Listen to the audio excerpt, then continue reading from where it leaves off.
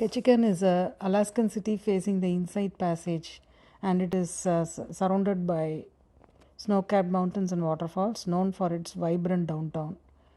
It also has a rich wildlife like bears, wolves, and bald eagles, and this was the last city that we visited. Some of the things you can do in Ketchikan is experience Alaska native culture, wander historical Creek Street, and take a day cruise, or go on salmon fishing, or attend great Alaskan lumberjack show, and or kayak fjords and creeks, or tour Misty Fjords National Monument, etc. So just to get an idea.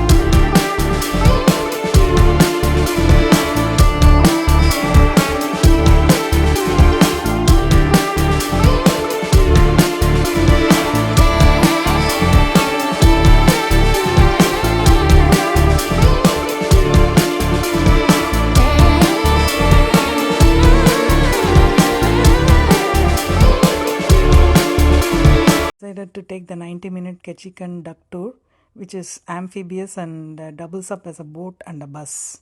First, it takes you through the rustic streets of Ketchikan, where they show all the spawning grounds of salmon, city park with fascinating fish hatchery, eagle center, whale park with beautiful flowers, and takes you through the Creek Street. It then splashes into the scenic harbor, where they show the local fishing canneries, seaplane docks, seasonal wildlife, and Ketchikan waterfront community. So overall, it is a 90-minute entertainment, trivia, and live narration. The guide cracks a lot of jokes and keeps you entertained throughout.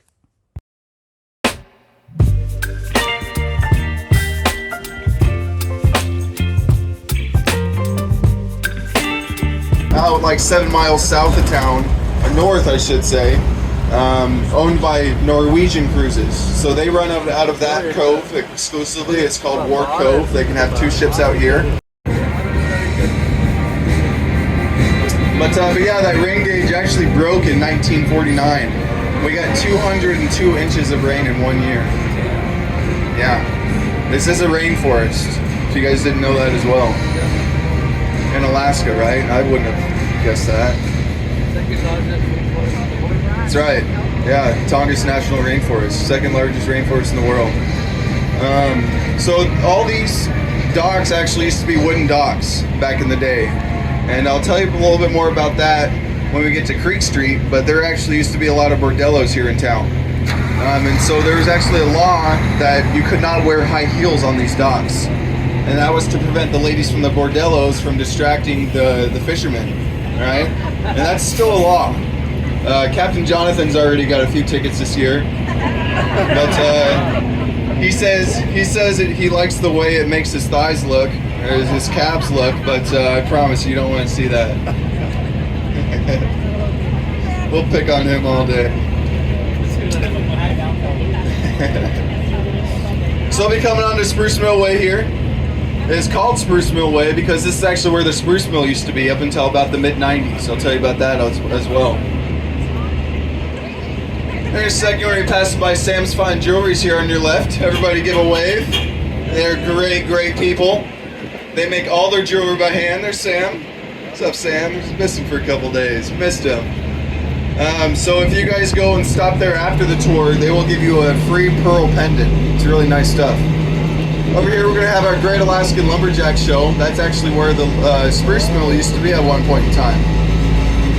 Off to your left is going to be the Southeast Alaska Discovery Center. They're very busy today. That is a great place to go check out to get some facts about the local logging industry. There's also a man-made rainforest in there. So if you guys are missing out on the rain today, you can go in there for $5. They'll get you wet, guaranteed. Now as we come around the corner here, you'll notice our brand new state-of-the-art fire station. It actually doubles as a museum, and that is true. So you can see here there's a fire engine from the 1920s. As we come to the intersection here, we got our federal building. Does anyone know what color that is? Anyone tell me? I heard someone say pink. Don't make me break out the duct tape.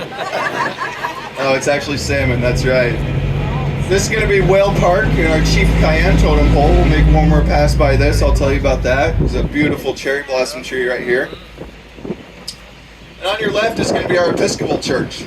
Now this actually represents where the water line once started here in town. This is what it looked like. So if you guys remember as kids, you have to get in your cars, get up early and drive to church. Back then they would have to get up even earlier and row their boats to church. You guys imagine trying to get your kids to do that these days? I don't think so. So over to your right, we're going to have our Tongass Historical Museum. That is actually the largest collection of totem poles here on the island. Also a great place to check out. Do we have anyone from New York here today? Anyone been to New York? Park Avenue? Right? This is our Park Avenue. If you squint just right, you can see a Statue of Liberty. The people around here are a lot friendlier. Guarantee you that. We're going to have our American Legion post here with a beautiful American flag painted on the side of it. That was painted by an artist named Scott Lebedo. Now he was on a tour to paint an American flag on one VFW or American Legion post in all 50 states. And he actually came here twice, so we take pride in that. We'll show you the next one right before we drop you guys off. Well, if everyone wants to wait until we make a complete stop here, you guys are more than welcome to get up and take some pictures. Seashells. Don't make me say that 3 times fast. So, we play football, baseball, soccer here. So you can say, we don't go tough grass, we go tough kids. Alright? Absolutely. So we're going to make another stop here. Once again, wait until the captain makes a complete stop. You're welcome to get up and take some pictures once again. So this is going to be our city park. At one point in time, this used to be an open-air hatchery. As you can see, there are 5 different ponds around this park, and that actually represents the 5 stages in a salmon spawning life before they're released into the wild. But as you can imagine, there's a couple problems with this. The bears and the eagles would come and just decimate the population, right? It was just a huge... You guys remember what this building is, right? That's the federal building, so I get a little nerve-wracking there. But you know, it's all legal, we're good, right? This is going to be the Chief Johnson totem pole here. It's the largest totem pole within city limits, and it was erected the old-fashioned way without any cranes. So we're coming back by around Whale Park I told you about earlier. It's called Whale Park not because of its size, but because of its shape. So we just passed by the tail, this is the body, and then this is the head. So the eye of the whale is represented by the Chief Cayenne totem pole there. And you see at the bottom there's a bear. So there's a tradition that if you rub the belly of the bear, you will get splinters. Now they say if you rub the belly of the bear, you'll have money passing through your hands within a 24-hour period. But they don't say which way it's going to be going, in or out. Alright, so you have to take your chances there. But that leads us into our jewelry district, so you can kind of take a guess. Probably going. There's actually as many jewelry stores as there were bars at one point in time. So everyone wants to get their cameras out. We're going to be passing by our Welcome to Ketchikan sign here. It's going to be here on your right. So welcome to Alaska's first city, the salmon capital of the world. The reason they call it Alaska's first city is because it's the first stop you'd usually make on the Alaska Marine Highway, and because we are the salmon capital of the world. Now Juneau will like to fool you and say that they are the salmon capital of the world, but guess what? We have the sign. They don't. Alright? Take that, Juneau.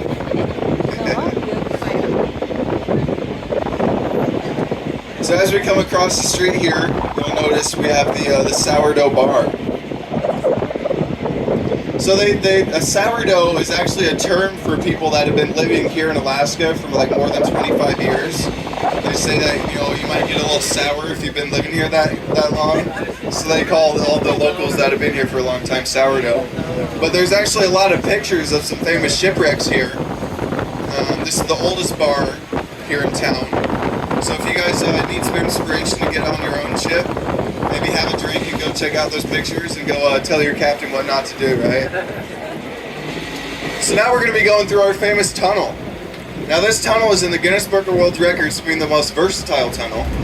You can drive through it, drive around it, walk through it, live on top of it, and at low tide you can actually go under it. Everybody make some noise for the tunnel.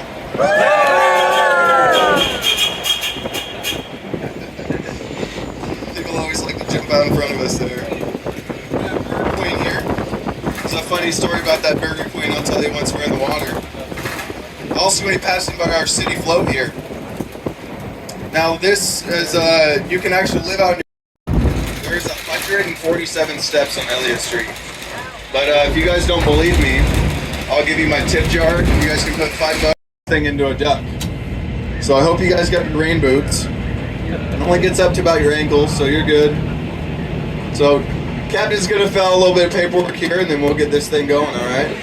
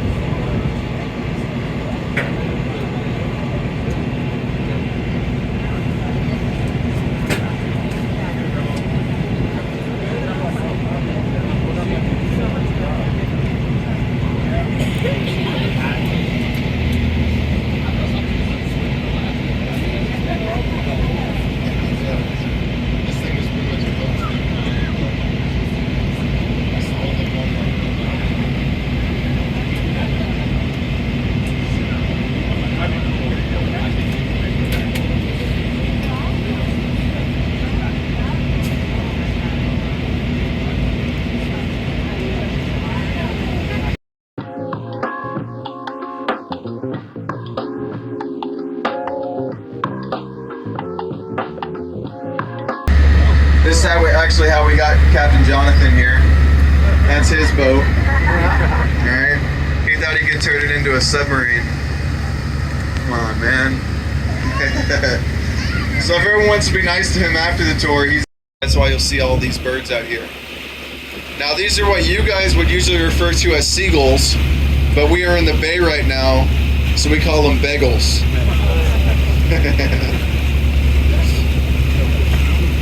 So you'll also see this really tall mountain here. It's called Deer Mountain. It is 3,001 feet tall from sea level. It's really impressive. We've been trying to get some people to go up there with a shovel and dig off a couple feet so they have to remeasure it. Wouldn't that be funny? So we actually use that as a barometer. They say if you can see the top, it's probably gonna rain. And they say if you can't see the top, it's probably is raining. Or it's gonna rain soon, right? So this is Penick Island over here, so I was telling you about earlier. That's where Whiskey Cove was. And there was about 200, 250 people that lived there year round. They actually only got electricity about 20 years ago. So they rely on cisterns for their water, which is like rainwater collection, right? So they say any more than like 3 or 4 days without rain is considered a drought for them. They cut it pretty close.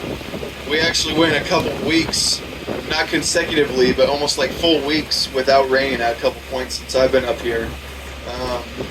Like last Thursday, we didn't have rain for almost a full week. And then on Thursday, it rained. What I was told was like a 10 or 20-year record. We got almost 3 inches in one day.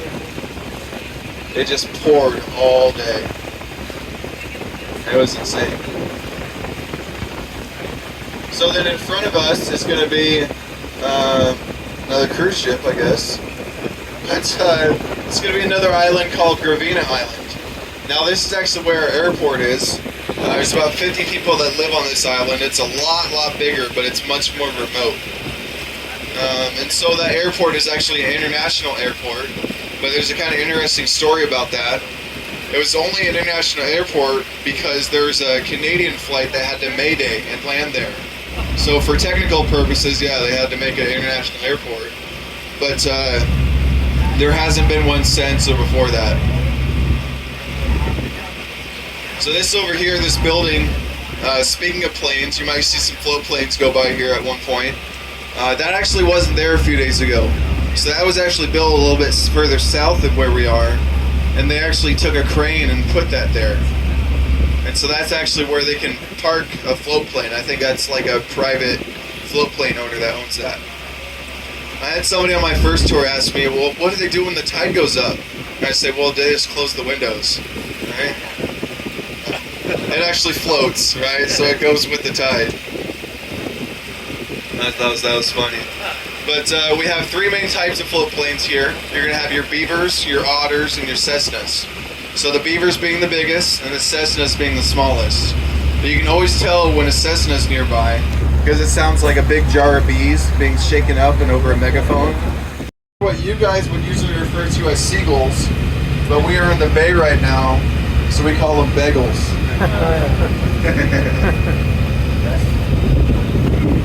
So you'll also see it's really tall mountains.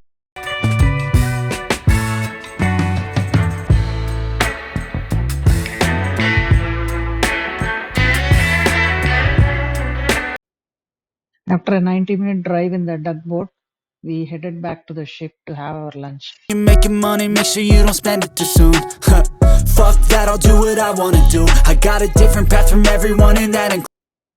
Today's travel art by attendant.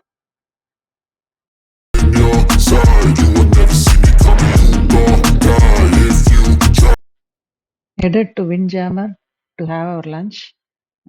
Picked up some noodles from the noodle bar, salad, rice, curry, and finished our lunch. After having our lunch, we decided to go around the streets of downtown, did some shopping, and picked up some free jewelry from some of the jewelry shops.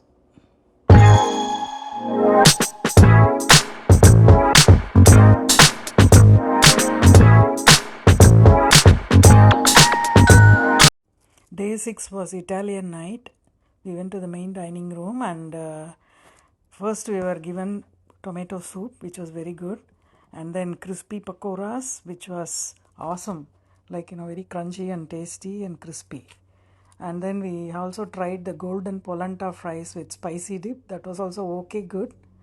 And then for the main course, we asked them to give us pesto pasta, which was very average, not good.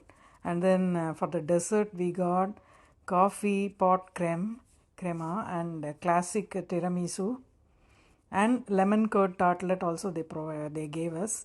So all of them were very good.